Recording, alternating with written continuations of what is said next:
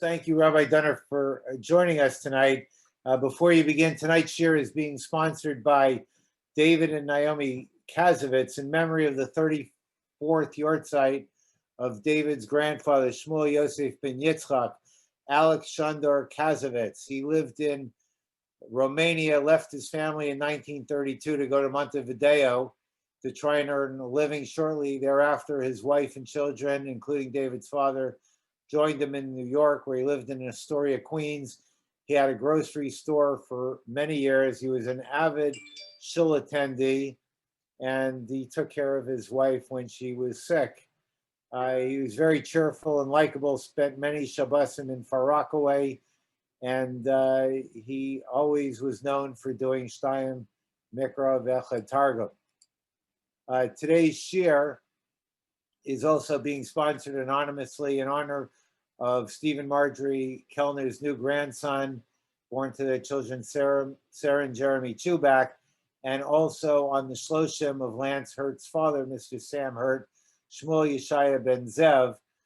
Since Rabbi Dunner had a very close relationship with Mr. Sam Hurt, I will let him speak about him for a minute. But Rabbi Dunner comes from a prominent European rabbinic family who survived the Holocaust, ended up in London. Following his studies in England, the US and Israel, he majored in Jewish history and went on to launch the Sachi Synagogue for postgraduate professional singles in London. He's currently serving as the senior rabbi at Young Israel of North Beverly Hills. And he's also written some books. I will warn you that we have our local scholar on the phone, Mr. Henry Abramson, also pretty much a master of Jewish history. So it's a pleasure to have him with us as well. Rabbi Dunner, thank you for joining us. Am I unmuted? I'm privileged and honored. Thank you so much, and a special thank you to you for inviting me, and to all those who are joining me this evening. I want to say to David and Naomi Kazovitz, who are commemorating the memory of David's grandfather, Shmuel Yosef ben Yitzchak, Alex Shandor Kazovitz, Zichron Livrocha. His neshama should have an aliyah. We should be zeicher to see Tchias HaMeisim. I want to say a few words about Sam Hurt, who we are commemorating tonight, the Shloshim. He was one of the founders of our shul here in Beverly Hills, an extraordinary individual. There was nothing negative in his life. I want to say a brief story about Reb Zusha of Anipola. I heard it from Shlomo Karlbach, and Reb Zusha was once visited by a bunch of Bochrim in his town, and they were sent there by the rabbi because apparently they questioned the Mishnah in Brochos that said, "Geshem shem mevarchim al hatov kem mevarchim al hara." In the same way as you make a blessing on good, you should make a blessing on bad. They said, how is it possible? Of course, we have to make blessings, and we understand that hatov hametiv and dayan ha'emes are both important brachos, but you can't say that the one is the same as the other. He said, go and speak to Reb Zusha. So they went to see Reb Zusha, and Reb Zusha invited them into his ramshackle cottage at the edge of the town. And there wasn't one piece of furniture that matched any other, and he was a very sick man, and he was obviously not doing well. And they said to him, Reb Zusha, the rabbi sent us here because we have this question. He said, I've always had the same question, because nothing bad has ever happened to me. I want to tell you that Sam Hurt was a man who always had a smile on his face because nothing bad ever happened to him. And you and I know that life is full of challenges and bad things do happen to people. I'm sure that bad things happened to Sam Hurt as well, but nothing bad ever happened to him. He was the most positive person you could possibly meet. And his family are a reflection of this incredible bitochen, this faith, this emunah that he had, that everything that happens to him for the good. Kashem shemavarchim al hatoiv kein mavarchim al hara. And his memory should be a blessing.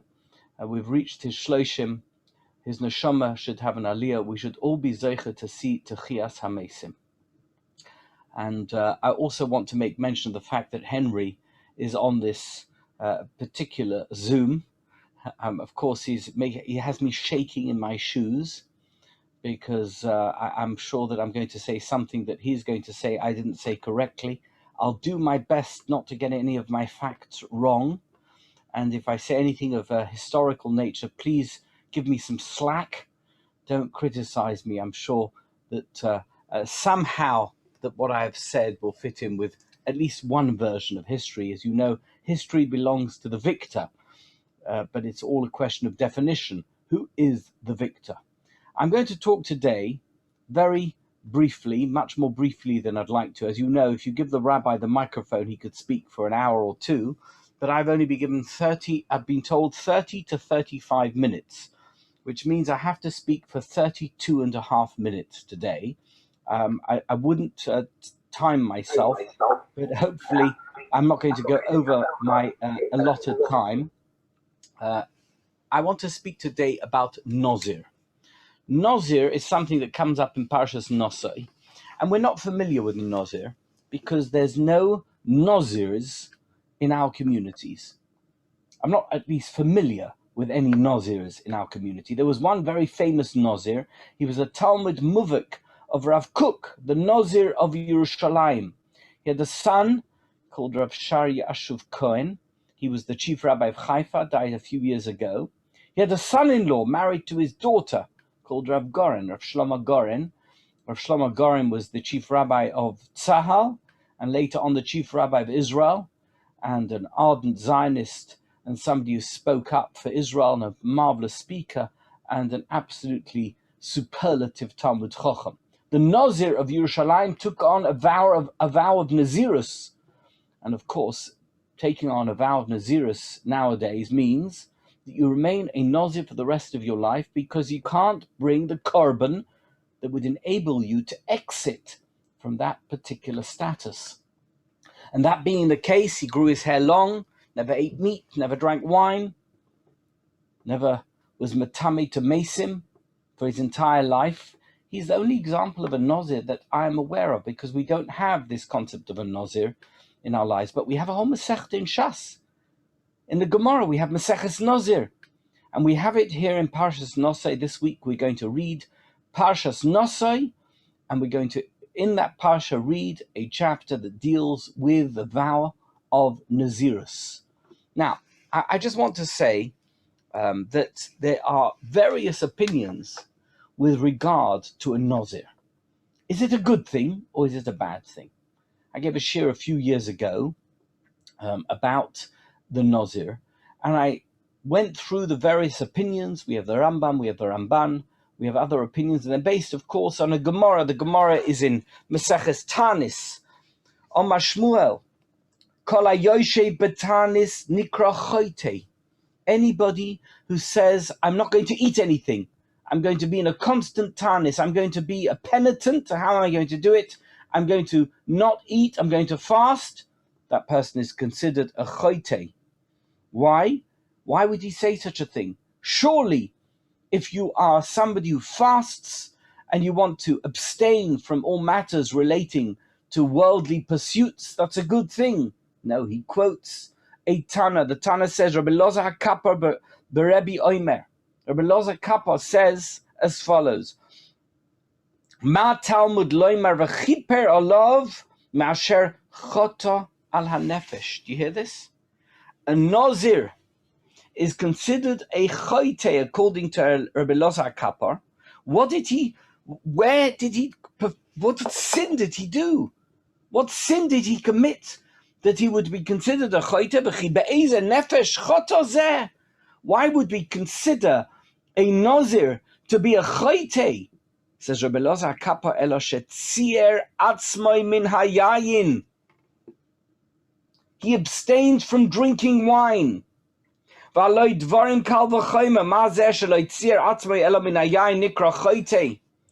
see that the word choyte is used with regard to somebody who refuses to drink wine, who abstains from wine. That's the kal v'chomer of Shmuel, who says, anybody who fasts should be considered a sinner because we consider a Nazir to be a sinner. I want to share with you a marvelous Nesivos Shalom.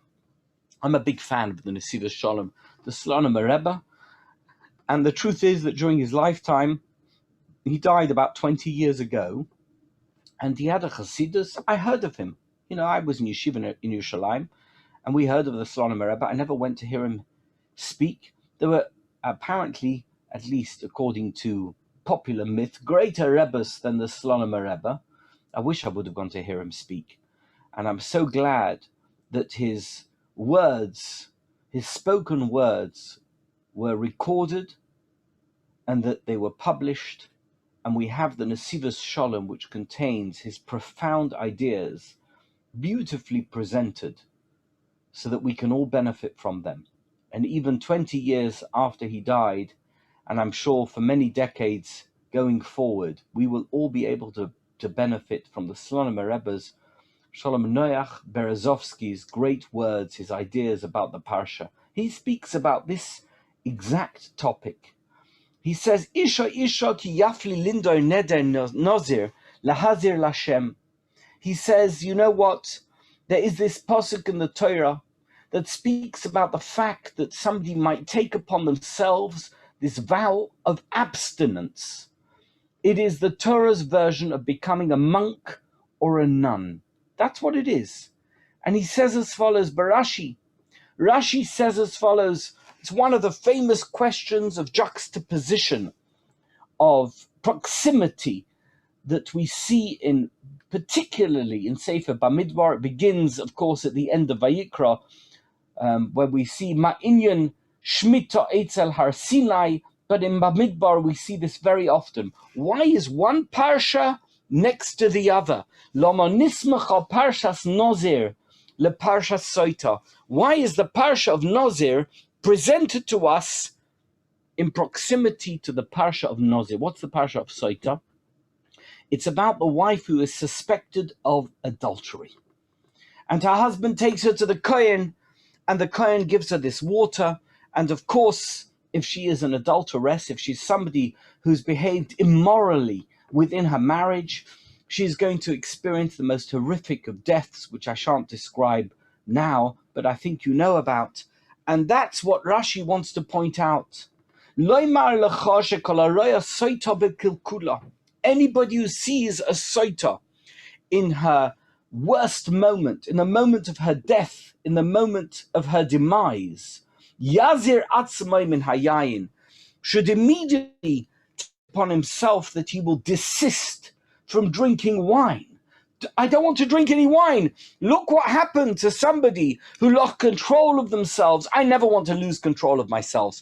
I want to make sure that I'm never going to drink wine. I'm never going to get drunk. I'm never going to be tipsy. I'm never going to be flirtatious. I'm never going to allow myself to go in the direction of the soita. You see what happened to her. I wouldn't want that to happen to me. That's why the parsha of soita comes in proximity to the parsha of Nozir. Let's see what the Rambam says. So the Nesivos Shalom quotes the Rambam, Kosa v'zeh l'shoina, mi shenodar nedorim kedei l'choinein dei oisa v'l'sakei ma'asav harizeh zoriz u'meshubach. Let's be honest, he says. Anybody who takes upon himself that he's going to desist from doing things which are potentially damaging, let's be honest, we all know what those things are. We don't want to do those things. Let's make sure that we're not going to damage ourselves. Says the Rambam, he's a zoriz, he's an eager, faithful person, umeshubach, and he is worthy of praise. The Rambam is telling us that to desist, to abstain from certain aspects of life, which one shouldn't do, or if one does, one might head in the wrong direction, that's a good thing. It's a little bit about like seeing the soita b'kulkula. I want to avoid that aspect of life. That's a good thing. Keitzad, says the Rambam. What are we talking about? Kagosh misha hoya zoileil. Somebody who is a glutton. You know, I had a friend. I once went with him to a restaurant here in Los Angeles, And he loved that particular restaurant. I'm not going to name it because I'm not a commercial, but he went to the restaurant, he opened the menu, and he said to the waiter, "Yes, please," and closed the menu. He wanted to have everything on the menu. And by the way, he looked as if in every restaurant he ever visited, he always said, "Yes, please," when he saw the menu. He was a zoilel. He was somebody who was a glutton. Every possible aspect of life which he could take pleasure from, he wanted to take pleasure from. But what happens if somebody is a zoilel? V'osar lov habosar shona ishtaim. He says to himself, you know what? I've taken this a bit far. I'm going to now desist. I'm going to abstain from eating meat for a bit of time. You know, it's not such a good idea. Perhaps I shouldn't have meat so much because it's causing me harm. It's causing me damage. Or somebody who is very fond of drinking a bit of wine. When I say a bit, I'm not talking about a thimbleful. I'm talking about a bottle or three. I think we all know such people. By the way, they're referred to not as people who are happy, but as alcoholics, people who drink too much. And then he goes and he wants to make sure that he doesn't drink so much wine. He goes to an AA meeting and he says, from now on, I recognize the fact that I'm an alcoholic and I'm going to go on the 12-step program. I'm not going to drink alcohol anymore. He abstains from drinking too much wine. Kulon derech avoda lashem heim. Anybody who does a thing like that, says the Rambam, you listen to this, is doing it for the sake of God. Is actually, it's avodas Hashem. Uvenedarim elu keyoytz behem amru chachomim nedarim siyog leprishus. Let's be honest. Abstention is actually a positive thing, says the Rambam, because by avoiding certain things, by making sure that you don't participate in certain aspects of day-to-day life that might lead you in the wrong direction, you're doing a positive thing. The Rambam seems to be saying, we're talking about the Rambam here, this is not some obscure person, some random individual self-help guru. We're talking about the Rambam. He says it's avodas Hashem to abstain from these things. You know what the Ibn Ezra says? He says, you know where the word Nazir comes from? He says, I'll tell you where the word Nazir comes from. It comes from the word Nezer. Do you know what the word Nezer means in Hebrew? It means crown. You want to wear a crown, he says. A king has dignity. A king has self-respect. A king knows that there's things that he can do and that there's things that he can't do. And if you're a king, you're going to abstain from certain activities. You're going to be a Nazir. Says the Ibn Ezra, if you're a Nazir, you're wearing a crown. You're a king. Very positive definition of a Nazir. Everything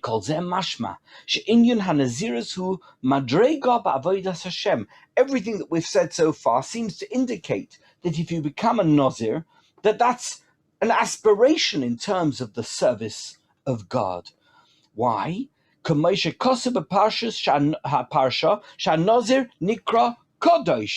read you the psukim. I have them here. You can look at them up. You can look at your parshas Nosoi.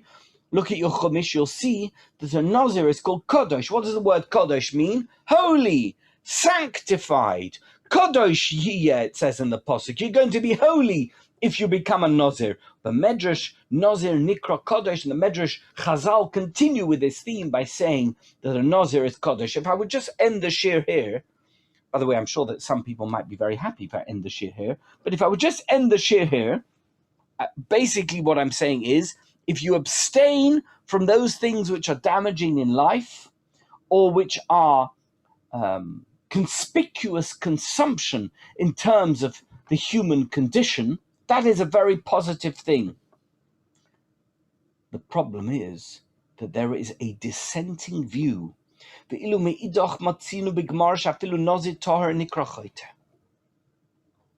can see that, as I mentioned earlier, of Elazar Kapar, he says that a Nazir is considered to be a choite.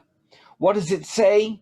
It says, Rabbi Loza kapar oimem matamud loime v'chiper olav me'asher chota ala nefesh.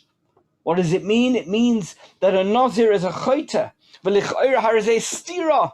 How is it possible to suggest that a Nazir is a choite? How is it possible to suggest that a Nazir who is abstained, as we've seen, is a good thing? He's abstained from all the luxuries of life. Why would that person be considered a sinner?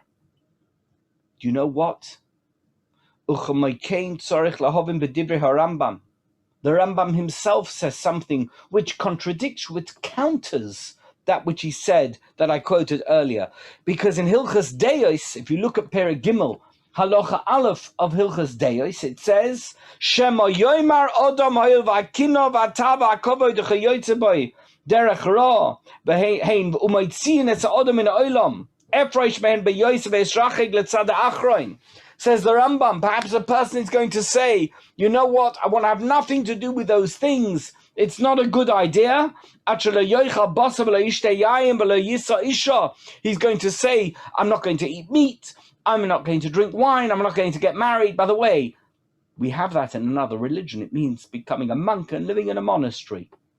You have that in the Catholic faith, and you have that in the Far East. You have monks who live in monasteries, they desist, they're vegetarians, they don't drink alcohol, they don't get married. You have nuns who don't get married. Says the Rambam, you think that's a good thing? You think that's a good idea? Gamzeh derech ro'ohi. He says that's a very bad idea. V'osur leilech ba. You mustn't do it. 1 second. Is that the same Rambam we heard earlier? The Rambam who said that it's a good thing to desist from certain activities in life? 1 sec. Come. It's a steer in the Rambam. I'm looking to Reb Chaim Soloveitchik to help me cope with this stira. Somehow we must reconcile the Rambam. The Rambam said in one place in Hilchos Nedarim that it's a good thing, and then in Hilchos Deos he says it's a bad thing. Hamahalech b'derech zu nikra choite. Somebody who goes in this direction is called a choite v'usoiser. This, says the Nesiva Shalom, is a stira lomash l'mashe kosa beHilchos Nedarim. He said in the Hilchos Nedarim, what did he say? He said, "Sha'aprishus mikol inyonei atava isi derech toiva." It's a good thing. How is it possible the Rambam contradicts himself in this way? That he would create this dichotomy. On the one hand, he says it's a good thing. On the other hand, he says it's a bad thing. V'yesh lefarish, says the Nesiva Shalom. He says there's a Torah Avos. The Torah Avos is one of the original Sfarim of the Slonimer Hasidic sect. Not the Nesiva Shalom. It's a little bit more dense, not quite as understandable and as accessible as the Nesiva Shalom, but he quotes it here. The Saba Kadisha of Slonim, says the Nesiva Shalom, he says as follows. He says that there is a proximity aspect to the Parshas in Nosoi, not relating to the Soita Nozir proximity, another proximity. Tchilas Havoid, he says there's Parshas Birkas Koyanim, there's Parshas Nozir, and there's Parshas Nesiim. It starts with Nozir, then we have the priestly blessing, and then we have the princely gifts that were given at the opening of the Mishkan. Tchilas Havoida hi inyan Nozir. Let's understand this, says the Torah Avos. The first thing when you're doing an avodah, it's inyan Nozir. Shepoirish mikol hanois ha'olam hazeh lebal yovai lidei nesoyan. Let's start at the beginning. The first thing is we're all vulnerable. We're vulnerable to the attractions of olam hazeh. That's a fact. We're human. It's part of the human condition. The first thing is we need to be a Nazir, and we need to velochein misnazer uperesh mehen. We need to be misnazer. It's a verb. Did you know that Nazir can also be a verb? Misnazer. You need to be misnazer from the hanois of ha'olam hazeh. Ve'im omnam al yedei zeh misnar ma'achumrios mikol mokem ein zu tachlis avodas Hashem. But you have to understand that simply abstaining from matters which are material, which give you pleasure, that's not avodas Hashem. You're avoiding the bad. This is part of the theme of the Nesivos Shalom. If you learn Nesivos Shalom on a weekly basis like I do, you will see he's a big fan of this concept of sur meira va'asei toiv. First, you need to be a sur meira in order so that you should become an asei toiv. He says here in this piece that it's a three-part drama. The first part of the drama, the first part of the play, Act 1 is make sure that you're nazir. You're misnazir from all the hanois of olam hazeh. That's part 1. Part 2 is Yevarecha Hashem v'yishmerecha. What's Yevarecha Hashem? Hashem should bless you. V'yishmerecha, and you should protect you from the evil influence of the hanois of olam hazeh. That's level 2. That somehow there should be a blessing in the things that you do, because you've separated yourself or been protected from the hanois of olam hazeh.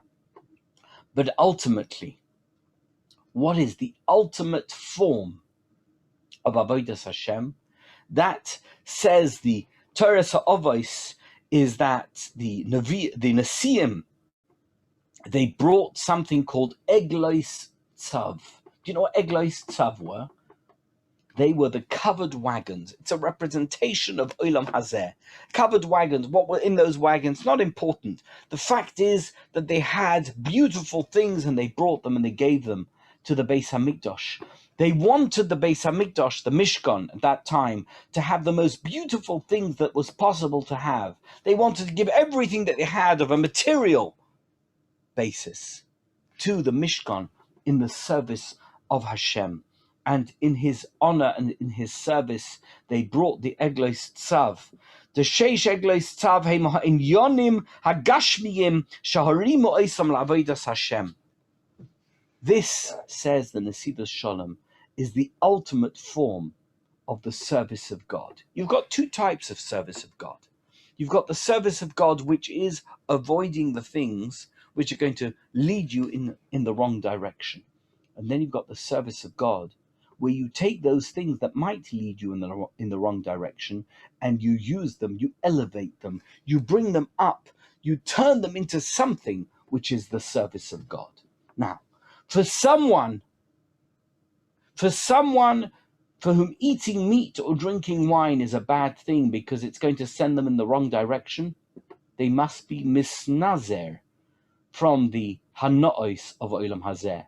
That is the only direction that they can go. That for them is the avodas Hashem.